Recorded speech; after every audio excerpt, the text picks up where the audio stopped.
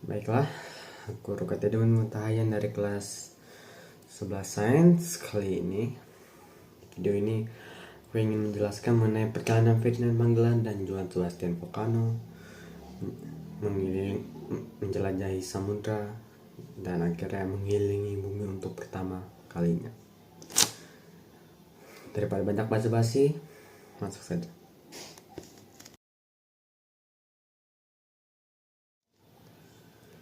Baiklah, mari kita mulai dari awal. Kenapa perjalanan ini terjadi? Kenapa ada ide untuk menjelajahi lautan? Ide ini tuh muncul karena adanya suatu kejatuhan Konstantinopel pada tahun 1453 yang akan memutuskan jalur sutra yang menghubungkan Eropa dengan sumber rempah-rempah seperti India dan juga dengan pedagang Asia lainnya seperti yang berada di Cina. Pemutusan ini menyebabkan Eropa sangat kekurangan rempah. Padahal mereka memerlukan rempah untuk membuat makanan, untuk membuat makanan mereka yang mereka inginkan.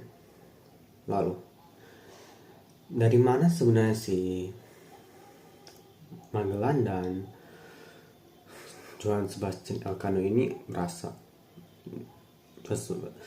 Ferdinand Magellan dan Johann Sebastian Elcano ini berasal dari Spanyol.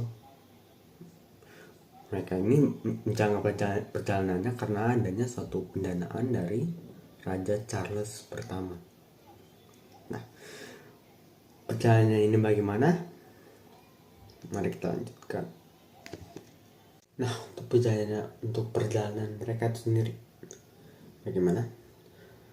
Ferdinand Magellan dan juga Johann Sebastian Elcano ini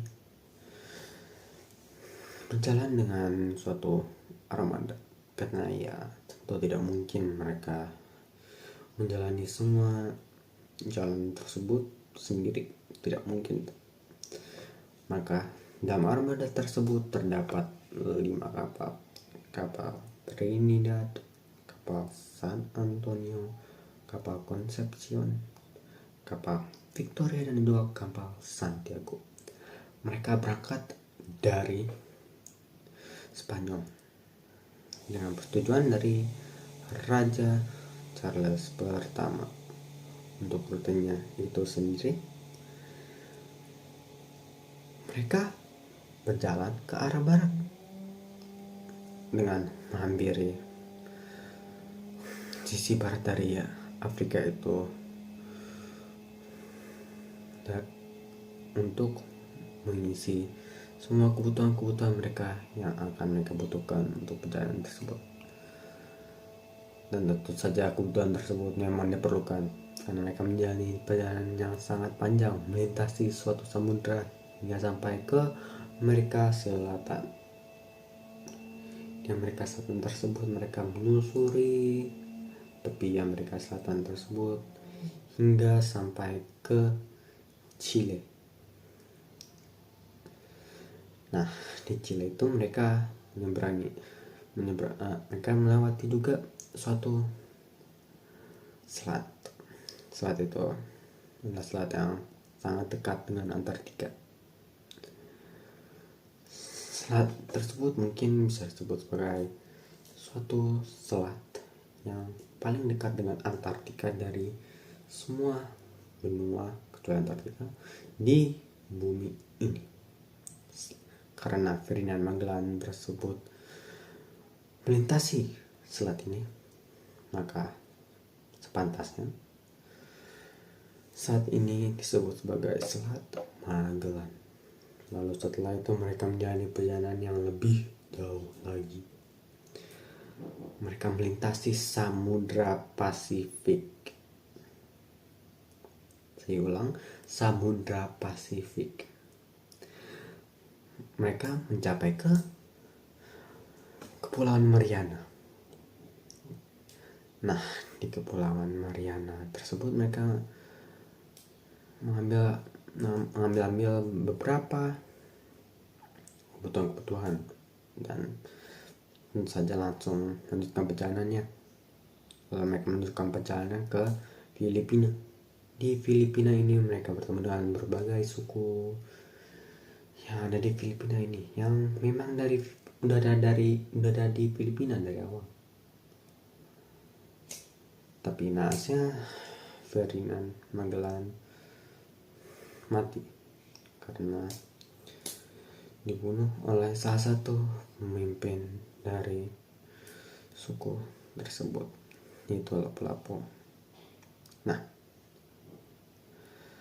setelah itu Johann Sebastian Elcano ini sendiri tanpa Magellan melanjutkan jalannya sampai ke Indonesia, tepatnya di Kepulauan Maluku. Di tempat ini, di Indonesia ini, yang baru saja dia dapat ini, mereka mengambil rempah-rempah yang ada di Indonesia yang baru mereka ketahui ini ada. Lalu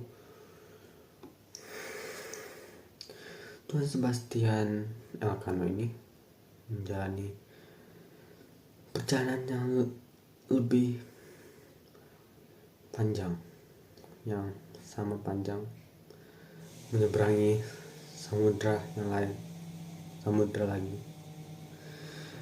Samudra Hindia kali ini, melewati India hingga sampai ke sisi timur dari Afrika. Dia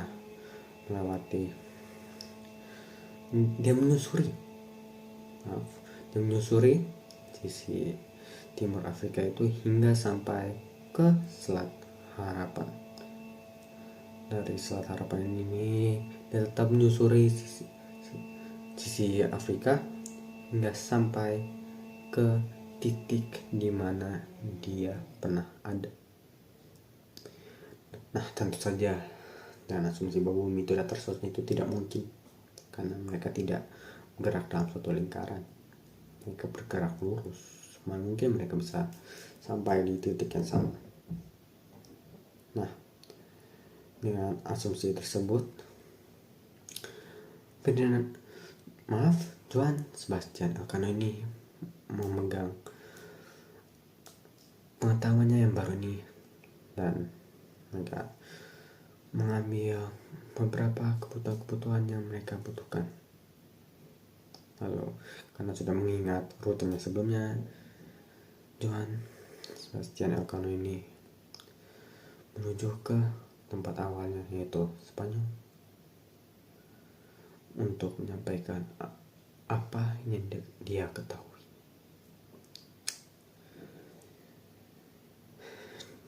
Sesampainya mereka di Spanyol, hanya tersisa 18 orang dan juga satu